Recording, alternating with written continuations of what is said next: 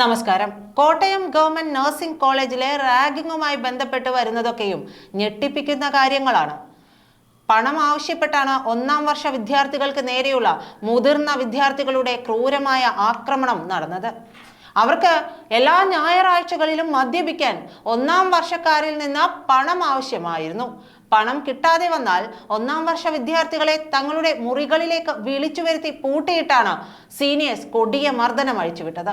Hostel മുറിയിലെ പീഡനത്തിൽ ആദ്യം പരാതി നൽകിയത് റാഗിങ്ങിനിരയായ കുട്ടിയുടെ അച്ഛനാണ്. മാസങ്ങൾക്ക് മുമ്പേ ക്രൂരമായ ആക്രമണങ്ങൾ ഇവർ നടത്തിയിരുന്നുവെങ്കിലും വീണ്ടും മർദ്ദിക്കുമോ എന്ന ഭയത്താൽ പുറത്തു പറയാൻ ഒന്നാം വർഷ വിദ്യാർത്ഥികൾ ഭയന്നിരുന്നു. കഴിഞ്ഞ ഞായർ രാത്രി നടത്തിയ ആക്രമണത്തോടെയാണ് വിവരങ്ങൾ പുറത്തു വന്നത്. മദ്യപിക്കാൻ പണം നൽകാത്തത് കൊണ്ട് ഒരു കുട്ടിയെ തിരഞ്ഞുപിടിച്ച് ഇവർ ആക്രമിച്ചിരുന്നു. ക്രൂരത സഹിക്കാനാകാതെ വന്നതോടെ ഈ വിദ്യാർത്ഥി അച്ഛനെ വിവരം അറിയിച്ചു. തുടർന്ന് ഇവർ കോളേജ് അധികൃതരുമായി ബന്ധപ്പെട്ടു. തുടർന്ന് പ്രിൻസിപ്പൽ ഇൻചാർജ് സംഭവവുമായി ബന്ധപ്പെട്ട് അന്വേഷിച്ച 6 കുട്ടികളിൽ നിന്ന് പരാതി സ്വീകരിച്ചു. ഗാന്ധിനഗർ പോലീസിലും ജില്ലാ പോലീസ് മേധാവിക്കും പരാതി കൈമാറി. ഗാന്ധിനഗർ പോലീസ് സ്ഥലത്തെത്തി അന്വേഷണം നടത്തി പ്രതികളെ കസ്റ്റഡിയിലെടുത്തു. സംഭവത്തിൽ പ്രതികളാക്കപ്പെട്ടവരെ കോളേജിൽ നിന്ന് സസ്പെൻഡ് ചെയ്യുകയും ഹോസ്റ്റലിൽ നിന്ന് പുറത്താക്കുകയും ചെയ്തിട്ടുണ്ട്. 3 അധ്യാപകരുടെ നേതൃത്വത്തിൽ ആന്റി റാഗിംഗ് സെൽ രൂപീകരിച്ചു. ഇതിനു മുമ്പ് ഇങ്ങനെയുള്ള പരാതികൾ ലഭിച്ചിട്ടില്ലെന്നും ഹോസ്റ്റലിലെ കുട്ടികൾക്ക് പൂർണ്ണ സംരക്ഷണം ഒരുക്കുമെന്നും പ്രിൻസിപ്പൽ ഇൻചാർജ് പറഞ്ഞു. റാഗ് ചെയ്ത വിദ്യാർത്ഥികൾ Kerala government student nurse association അംഗങ്ങളാണ്. KGSNA-യുടെ പ്രാഥമിക അംഗത്വത്തിൽ നിന്ന് 5 വിദ്യാർത്ഥികളെയും 11 തന്നെ പുറത്താക്കി. റാഗിങ്ങിന് വിധേയരായ വിദ്യാർത്ഥികൾക്ക് നിയമപരമായും സംഘടനാപരമായും പൂർണ്ണ പിന്തുണ നൽകാനും KGSNA തീരുമാനിച്ചതായും സംസ്ഥാന പ്രസിഡന്റ് അശ്വതി അജയൻ അറിയിച്ചിട്ടുണ്ട്. ക്രൂരമായ മർദ്ദനം അഴിച്ചുവിടുമ്പോഴും ശബ്ദം പുറത്തു പോകാതിരിക്കാൻ പ്രതികൾ പരമാവധി ശ്രദ്ധിച്ചു.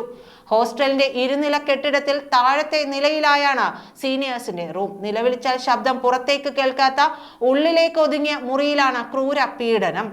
ശബ്ദം പുറത്ത് കേൾക്കാതിരിക്കാൻ പ്രതികൾ സ്പീക്കറിൽ ഉച്ചത്തിൽ പാട്ട് വെച്ച ശേഷമായിരുന്നു കുട്ടികളെ മർദ്ദിച്ചിരുന്നത്.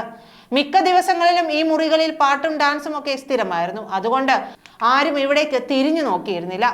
ഇത് മുതലാക്കിയായിരുന്നു പ്രതികൾ നിരന്തരം ആക്രമണം തുടർന്നതെന്നാണ് CPM മുഖപത്രമായിട്ടുള്ള ദേശാഭിമാനി വാർത്ത. അതായത് അവിടെ ഒരു ഇടിമുറി ഉണ്ടെന്ന് ദേശാഭിമാനിയും പറയാതെ പറഞ്ഞു വെച്ചു. നവംബർ മുതൽ റാഗിംഗ് തുടരാൻ ഇവർക്ക് ധൈര്യം ലഭിച്ചതും ഇതെല്ലാം ആയിരുന്നുവെന്ന് പാർട്ടി പത്രം പറഞ്ഞു വയ്ക്കുന്നു. സംഘടനാ കരുത്തും ഇവർ ഗുണ്ടായിസം കാട്ടാൻ സമർത്ഥമായി ഉപയോഗിച്ചു എന്നത് തന്നെയാണ് വസ്തുത. എന്നാൽ ഇവരുടെ രാഷ്ട്രീയം ദേശാഭിമാനി മിണ്ടുന്നില്ല.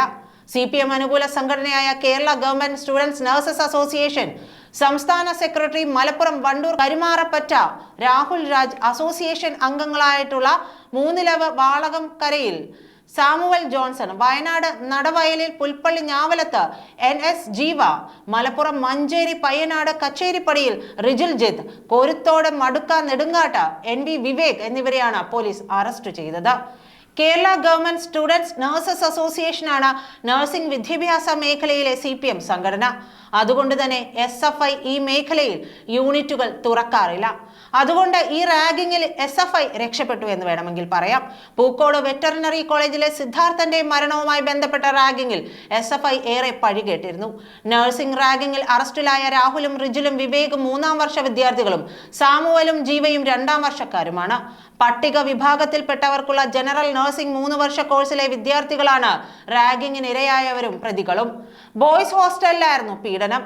1ാം വർഷ നഴ്സിംഗ് വിദ്യാർത്ഥികളാണ് റാഗിങ്ങിന് ഇരയായത്. കഴിഞ്ഞ നവംബറിലാണ് റാഗിംഗ് ആരംഭിച്ചത്. മദ്യപിക്കാൻ ജൂനിയർ വിദ്യാർത്ഥികളോട് പണം ആവശ്യപ്പെടുക, നൽകാത്തവരെ ക്രൂരമായി മർദ്ദിക്കുക, സീനിയേഴ്സിനെ കാണുമ്പോൾ എഴുന്നേറ്റ് സല്യൂട്ട് അടിച്ചില്ലെങ്കിൽ അസഭ്യം പറയുകയും കട്ടിലിൽ കെട്ടിയിട്ട് മർദ്ദിക്കുകയും ചെയ്യുക തുടങ്ങിയവ പതിവായിരുന്നുവെന്ന് വിദ്യാർത്ഥികൾ പറയുന്നു. നഗ്നരാക്കിയ ശേഷം സ്വകാര്യ ഭാഗങ്ങളിൽ ജിംനേഷ്യത്തിൽ ഉപയോഗിക്കുന്ന ഡംബൽ തൂക്കുക, ശരീരത്ത് സൂചി ഉപയോഗിച്ച് മുറിവേൽപ്പിക്കുക, മുഖത്ത് തേക്കുന്ന ക്രീം വായിൽ ഒഴിക്കുക തുടങ്ങിയ ക്രൂരതകളുടെ ദൃശ്യങ്ങൾ ഗാന്ധിനഗർ പോലീസിന് ലഭിച്ചിട്ടുണ്ട്. ഇത്തരം ക്രൂരതകൾ മൊബൈൽ ഫോണിൽ ചിത്രീകരിച്ച് മറ്റ് ജൂനിയർ വിദ്യാർത്ഥികളെ കാണിക്കുകയും ഭയപ്പെടുത്തുകയും ചെയ്തിരുന്നു. പ്രതികൾ ഹോസ്റ്റലിൽ ഗുണ്ടാ നേതാക്കളെ പോലെയാണ് പെരുമാറിയത്.